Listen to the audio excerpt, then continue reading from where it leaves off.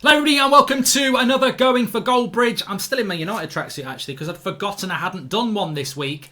So very important that I do because lots to discuss. One of the big things I've been asked to talk about is what's your worst decision yet? What's the worst decision you've made yet? And look, you're not going to get anything dramatic like marrying my wife or anything like that. That's one of the best decisions yet. But I do have a few candidates that we're going to talk about with regards to that because you know what? Like, I've even had like some mates messaging me saying, "Oh, remember that night when you did that? That's got to be your worst decision yet." And I'm like, "No, I'm going to sit those down. I'm going to sit those people down because you don't know what my worst decision yet is, and you're about to find out." But let's start off with a bit of follow on from last week because I've had a few people saying, like last week I was talking about the sharks and how, I was so scared of sharks that I used to actually go to bed at night thinking they could, and I lived in Middle England, not Middle Earth, that's Lord of the Rings, I wasn't a hobbit, but in Middle England, like the Midlands, it means it's landlocked, you've got to get in a car and drive an hour at least to get to the coast. So,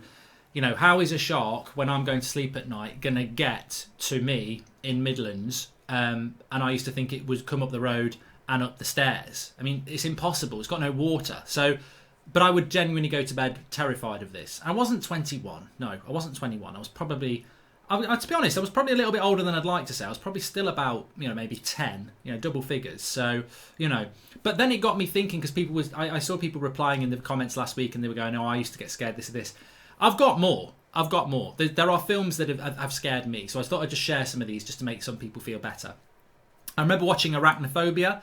It was about spiders, funnily enough, which is arachnophobia, I think, is you're scared of spiders. I think that's what it says in the dictionary. I remember that with arachnophobia, I had to get a sleeping bag and I used to go to bed at night in the sleeping bag for about a week. I would open the sleeping bag up, look, I would even get a magnifying glass to make sure there was no eggs or anything like that. I would then get into the sleeping bag, zip it right up to my neck and go to sleep, safe in the knowledge that if there was a killer spider from the Amazon, it couldn't get me. And I even used to put the hood on and try and cover as much of my face up as I could. I mean, to be honest with you, there was more chance of me dying of suffocation or crapping myself than there was of being bitten by even a house spider, but that was one. I also remember watching Child's Play, which is a doll called, what was it called? Chucky. I mean, obviously I didn't have any dolls. Nothing against that. Diversity Street. If you grow up as a boy and you've got dolls, that's up to you. Wasn't my thing. Thankfully it wasn't. But, if it's yours, you're happy with it, you go with it.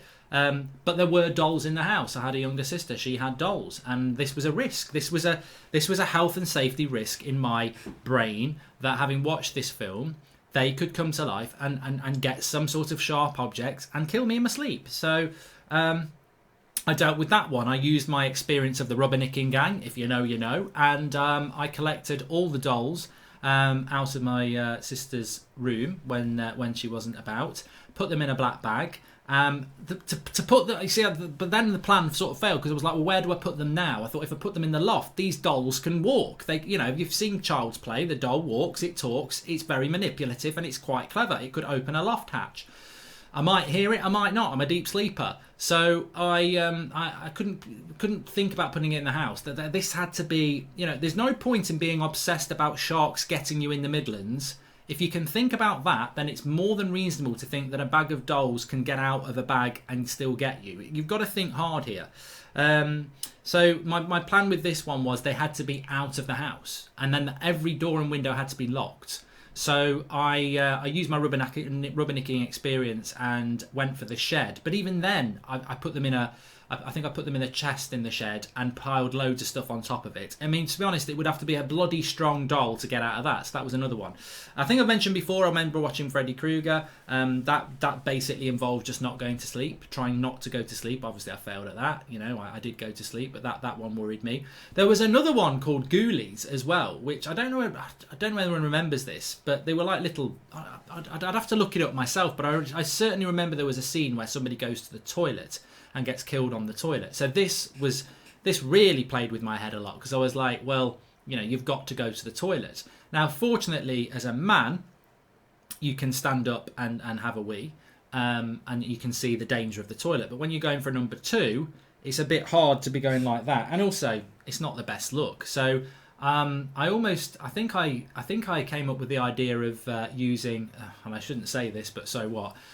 Using a jug people used to wash their hair with to crap in and then tip it down the toilet. You know, it sounds vulgar, but these are the risks you'll go to. And don't in fact, it's not vulgar. The SAS survived by crapping in their hands and burying it. So, you know, I think, you know, crapping in a jug to tip it down to save yourself from some alien thing that doesn't exist is logical in the mind of somebody a little bit younger. But there you go. There's just a few, and there's probably more. I'm trying to think more now. Yeah, and I think there's loads more, and I'm sure you've got some more as well. Anyway, what's the worst decision I've ever made yet? We'll come back to that, and we'll get back on track with that, because I think. Look, I remember I used to have this thing when I was, and I've probably mentioned this on the, you know, if you're old school going for Goldbridge, there will be some stories that sort of come up again, because they, you know, not everybody wakes up every day and has an amazing story to tell. You know, even if you're my age, you know, there's not loads and loads of material unless you're a fake vlogger who just goes around, you know, vlogging every day, which I don't. So I used to have this thing where. And I was well known for this, and it used to be a problem. I almost had to change job when it got too well known. Always want to go out for a night out, whether it's an office, you know, party or a quiz night or whatever. I'll be there, but I did have a limit. I was one of these people that, when it gets to a certain point at night, I know if I keep drinking, there's three things are going to happen. One, I'm going to end up being sick because I just can't stop drinking, you know, and a lot of us are like that. Two, you're going to get into trouble, because when I have a lot to drink, the mouth becomes a little bit looser and things get said. And three, see, I'm one of those people who has a voice inside their head. Me and the wife have spoken about this before. She'll often say there, if in a meal when she's talking, she'll say, "Are you listening, or are you having a different conversation in your head?" And I'll go, "What do you mean?" She said, "Well, you've told me this before. You've said you're talking to people that you don't find interesting, you'll have a conversation in your head." And I'm like, "No, I'm not. I really like you. I do respect you." So, but the problem with that is that voice in my head, when you've had more of a drink, you stop having the voice in your head and you start saying it, which can get you into more trouble. And then the third option is, which to me, I'm not interested in because I'm just not like that, is that you can start, you know, getting into trouble, you know. And I don't mean fighting trouble. I mean like, girls or boys, let's be diverse. Not for me again, but you know, I would stop. Even drunk, I wouldn't do that. But you know, that was, I would have a cut-off point, and I never liked goodbyes. I never liked going round every week, because you know, without blowing my own trumpet here, if I said I'm going, people, I'll just have another one, and I'd be quite easily led. So for me, it was always best to walk out, get out, just get out. And I'd be very good at this. I'd be like, I'd pick the moment. I've had a good night. I fancy. And I always quite liked being drunk enough to go to a kebab house or something like that. Get yourself some kebab, you know, chicken kebab meat and chips. Get a load of tomato ketchup and mayonnaise on it, and just sit there with a can of Vimto, sobering up a little bit, not noshing on some food. So I would always do that, and I would always pick the moment perfectly. It'd be like, I'm just off to the toilet, and then you go to the toilet. Preferably the toilets would be near the exit door. Go to the toilet, definitely. It's always good to get rid of a wee, especially a drink wee. Boys, you know what I mean. Girls, I don't know. I've never been one. And then you get out there a little bit lighter, and you don't have to worry about having a piss down the side alley. So go to the toilet, slip out the door, happy days. And I always felt like, and one of my mates said that he does the same as well, and we were talking about this. There was always a sense of achievement when you did it. You'd like, I'm out. The night's mine now, which basically involved just getting some food and going home. But, you know, it's always quite like just slipping out. And everyone would be like, where's he gone? You know. But people would start to realise this, and then it'd be harder and harder to slip away. Oh, he's off to the toilet to slip away again. No, I'm not. I actually am going to the toilet. I'll be back. I'll still do it. But there was not one night in particular where I slipped away, and probably slipped away a little bit earlier. I just had enough. And what happened is that the group that stayed, they ended up getting VIP passes into this VIP section of this club, which you wouldn't normally get. And there was a load of celebrities in there, and they were all putting pictures up with, you know, footballers and a few celebrities. And the next day they were like, "Oh, I bet you wish you didn't go early." This, that, and the other. I don't actually, you know, I don't care about you. I mean, it was all bloody Villa players anyway, because it was in Birmingham. And when I say celebrities, I think it was the local pantomime. So, you know, Joe Pasquale can do one. I've got a song that'll get on your nerves. It's called Piss Off. Anyway, so yeah, people next day, oh, you missed out there, and I'm like, I didn't miss out there. Actually, I didn't miss out there. I went and got myself a nice chicken kebab, meat and chips, had a lovely can of Imto, had a nice walk home, and I slept, and I got a good 7 hours, and I wasn't hungover the next day particularly. Look at you lot. You might have pictures with Gabby Bonglahor and Joe Pasquale, but you look a mess, quite frankly, and that was just to the women, and they took offence. But I didn't regret getting out of there. But and people would say, I bet that's one of the worst decisions of your life. It's not one of the worst decisions of my life. Actually, I'm quite comfortable with it.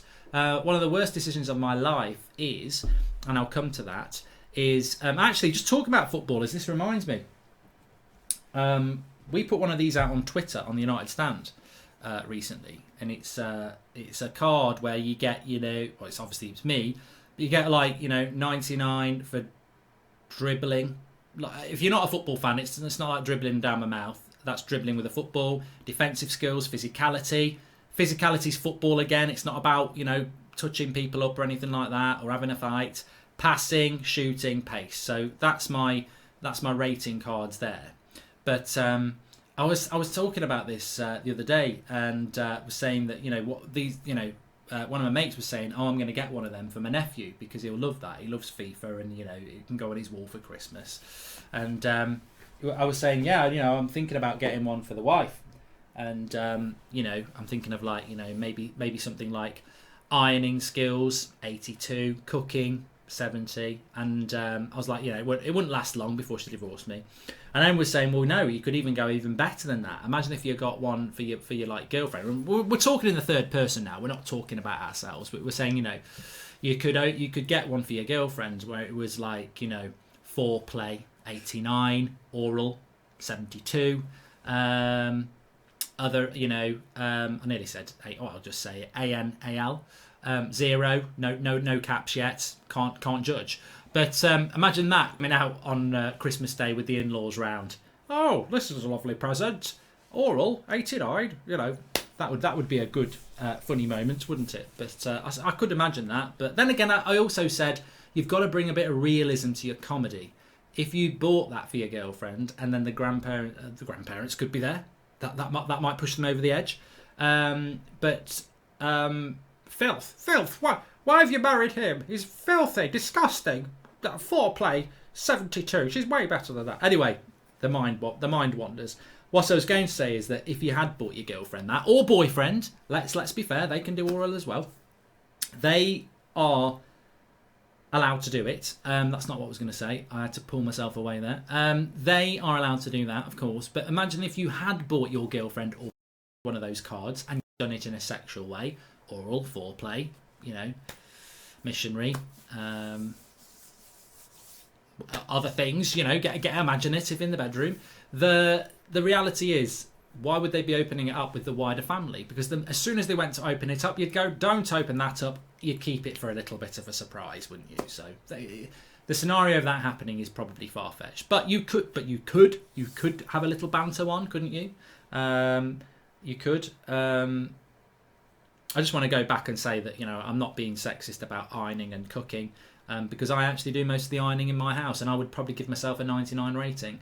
I find ironing very therapeutic. I'm not. To be honest with you, it's one of my happiest things. Put UK Gold on, get a big pile of ironing, and crack on with a bit of Del Boy and a hot steamy iron, steamy window. Yeah, love it. I do. I've always liked ironing. It goes back to my Sputio days when and you don't know you're born. You don't know you're born if you don't know what Sputio is. You can turn on an electrical thing and be playing high-end Premier League football with FIFA whatever year it is. It's easy. It's at the touch of your fingers.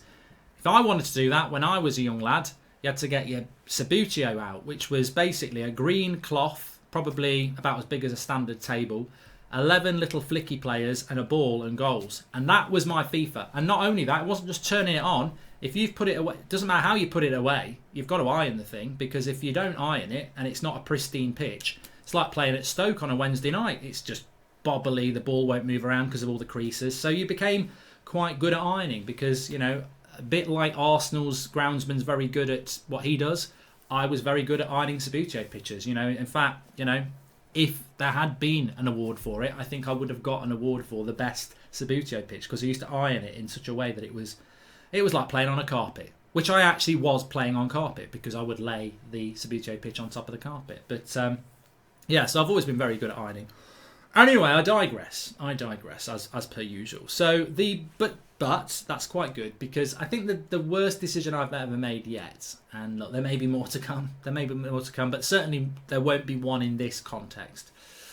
I am one of those people who can say I had trials. Now, everybody says it. Most people are lying. I'll let the cat out of the bag here. You will talk to a lot of blokes over the years who will say, I had trials for such and such. They may well be overweight and look like the only thing they've kicked in the last few weeks is the pizza box out of the kitchen into the recycling. But they will tell you they had a trial when they were 15.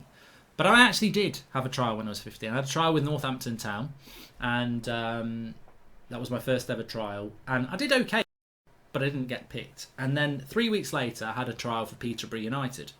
And it involved, nobody could take me, so it would have involved getting a bus into town to get a train to Peterborough on a Saturday morning really early. And I woke up on the Saturday morning and I was just like, I can't be arsed. I can't be arsed to do this. And I didn't do it. And I just think that because I was good, but also because I lacked a bit of confidence, I think that first trial would have stood me in good stead for the second trial. And I always wonder, I'm not saying I would have got picked, and I'm not saying I would have then been a professional footballer, but I do think that was an opportunity that I'll never know now. And that, for me, because I'm a different person to now to when I was 15, obviously, that would be weird if I wasn't, but I would be like, that is a big opportunity, and I should have done something about it. And I always put it down to morning mood. My morning mood. I've always done this. I do it even now. I get up in the morning, and no matter what I've got, I can go to bed at night thinking, oh, tomorrow morning I've got a meeting at 9 o'clock. Really looking forward to that. Going to do a bit of FIFA streaming. Got the United stand at 10 and then 8 o'clock, and maybe going down the pub or out for the meal with the wife or something like that. Tomorrow's going to be a really good day. I'm really looking forward to it. Go to sleep with a smile on my face. Wake up in the morning. Fuck it. Fuck off. Get out. Moody. Go in the shower and I'm arguing. I'm not doing that meeting at 9 o'clock. He can piss off. And I'm not going out tonight. I just want to go back to bed. And as for the United stand at 8 o'clock, do one. I'm not doing it. And that's my mood in the morning. I don't know whether you're like that, but that's my mood in the morning. Most mornings I'm moody and don't want to do things. And I'll even go to the point where I've become so experienced at this. I've got a bit of a runny nose now. That's a bit... I've even got so experienced at this that I'll start arguing with myself in the shower. I'll be like, one voice will be saying, it could be something like, I've got to go and get my hair cut at 11 o'clock. I've booked it in. And I'll be wake up in the morning. I'm not going to get my hair cut. Sod that. I can't be arsed. I'm just going to get up, have some breakfast and watch repeats of Batman. And then on my other voice on the shoulder will be going, you know what, after a shower and something to eat and a coffee, you'll be fine. And then the other one will be going, I'm not, I've told you I'm not bloody doing it. Don't you even try to tell me I'll feel all right in an hour, because I'm not. I'm still going to be angry. I'm pissed off. I'm not going to do it. And then in an hour I'll be like, yeah, I'm fine. I'm doing it. And that probably goes back to why I didn't go on that trial, because I was just like, moody mornings. Some people can just get up and grab life. Gary Neville, he's up at 3 o'clock in the morning. He's doing his little Instagram post, grab life. He's running. He's doing his little shuttle runs. He's doing his ironing. He's cleaned the house, cleaned the whole house before the wife and kids have got up. And he's in bed at 7 o'clock at night, and he's happy as everything. But no, I can't do it. I can get up early in the morning, but the worst one for me is like when you go on holiday and you've got your flight at like 7 o'clock in the morning, and the whole family's looking forward to it. And we've even been on holidays with like other families before, so it's like, oh, you know what, we'll get up early, 3 o'clock, get over to the airport for 4, get everything checked in. I tell you what, we're on holiday, why don't we just have a pint at 5 o'clock? Yeah, sounds great. See you tomorrow then, mate. Yeah, okay, can't wait. I'm up at 3 o'clock in the morning. Fuck life. I'm not having a bloody pint with him. Why am I even going on holiday with him? I don't want to go on holiday with him. And his bloody kids. Oh, it's going to be a bloody nightmare. Screw this. Oh, chucking the, you know, driving there all the way. God, what's this rubbish? What's Simply Red doing on at 4 o'clock in the morning? Stars? I'll bloody boot you into the Stars up. No, you get there and then you start to grind down. Then you have a pint and then, oh, I'll have two now. I've been up for a couple of hours. So yeah, those morning moods have always been a problem for me. Basically, it's a Phil Jones every morning. Pink boots every morning. That's basically what I'm like in the morning. Terrible, but at least I can acknowledge it. So yeah, that's my worst decision yet, was not doing that. So what's the lesson there?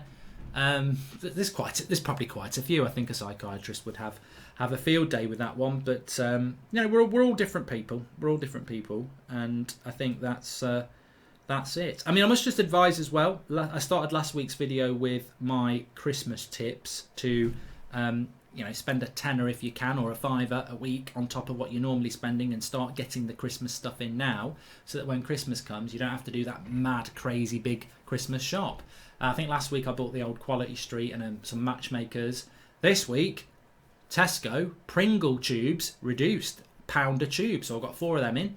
They had loads of stuff reduced that's for Christmas, and I was like, bada bing, bada boom. Got some celebrations as well, so the hoard is coming. I tell you what, it's looking good, and that's only week 2. I've not even progressed onto nuts yet. This was meant to be nuts week, but it was Pringles week. So yeah, we got chocolates, we got the crisps. We're going to get the nuts next week, and then I don't really know. Then maybe some sweets, and then I think I'm just going to move on to Christmas puddings and brandy butter or something like that, really. Yeah. So yeah, that's my worst decision as of yet. Yeah. I don't know whether to carry on or quit while I'm ahead there.